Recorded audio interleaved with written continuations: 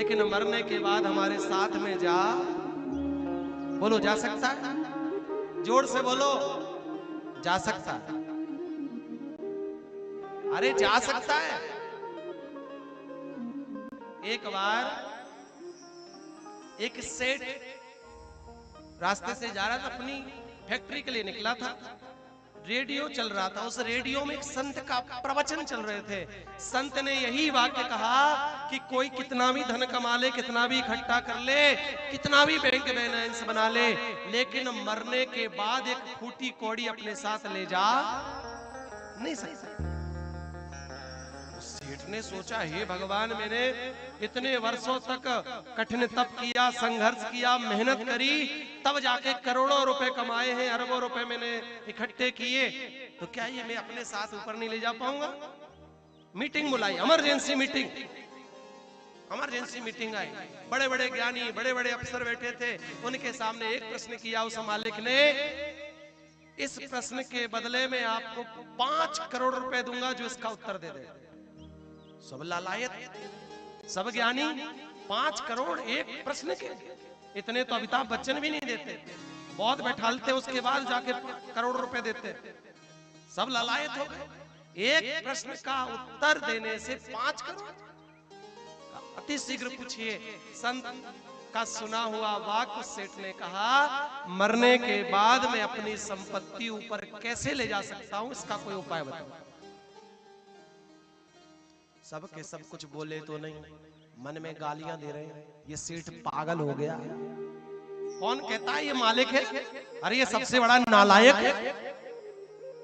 अरे अज्ञानी से अज्ञानी को पता होता है कि मरने के बाद कोई एक ढेला भी ले जा, और ये कहता है मैं अपनी संपत्ति ले जाऊंगा। सब निराश हो गए।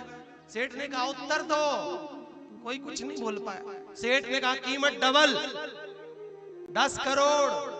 इस प्रश्न का उत्तर, मैं अपनी संपत्ति ऊपर कैसे ले जाऊंगा? सब कह रहे 10 करोड़ क्या, 100 करोड़ दे दो तो इस प्रश्न का उत्तर है ही नहीं, क्योंकि अपने साथ में कोई संपत्ति ऊपर ले जा सकता है? जोर से बोलो, हाँ कि ना? ना, पक्का? पक्का? फाइनल? बदलोगे तो नहीं हमारे बोलने के बाद? नहीं बदलोगे? चलो ठीक, आपके लिए अब उपाय बता देते हैं। मरने के बाद भी संपत्ति आप अपने साथ में ले जा सकते हो, इसका केवल एक उपाय। संत को पता चला, संत उस मालिक के घर गए।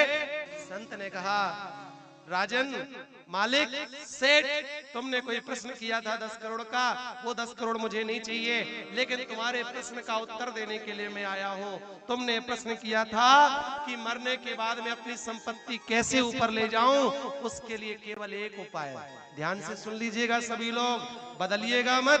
आपने कहा था नहीं ले जा सकते हैं, लेकिन ये मंच, ये व्यासपीठ कह रही है कि आप अपनी संपत्ति साथ में ले जा सकते हो।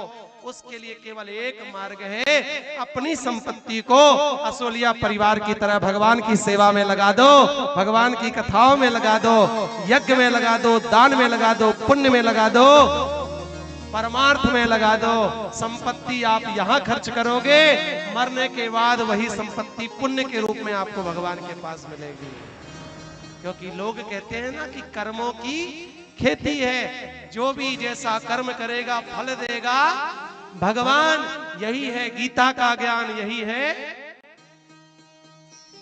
तो आपकी संपत्ति आपके साथ जाएगी, वो पुण्य के रूप में कन्वर्ट हो जाएगी। जिस प्रकार आपका बेटा विदेश में रह रहा हो, परदेश में रह रहा हो, और बेटे को अर्जेंट 10,000 की जरूरत पड़ी, आप क्या करोगे? हाँ जी, ट्रेन में ले जाओगे, पोस्ट ऑफिस ले जाओगे, ट्रेन में रखोगे कि प्लेन में रखोगे कि पोस्ट ऑफिस से डाकिया को भेजोगे, क्या करोगे? दीदी कह रही है फोन पे करेगा। कोई बोलेगा महाराज जी जल्दी अपने मोबाइल से 10,000 रुपए बेटे के अकाउंट में डाल दो, या फिर बैंक जाके उसके खाते में डाल देंगे। यही काम करेंगे।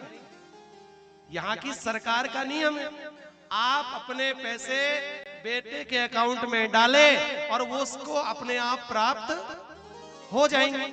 यही सरकार का नियम है मेरे।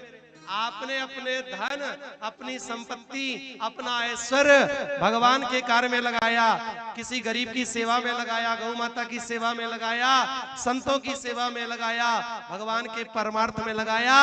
वो पैसा आप भगवान को खर्च करोगे, भगवान आपको स्वतः अपने लोक में आपको वो संपत्ति प्रदान कर देंगे कि बेटा ये तूने मेरे परमार्थ में खर्च की, ये संपत्ति तुझे प्राप्त होगी। बोलो राधे राधे।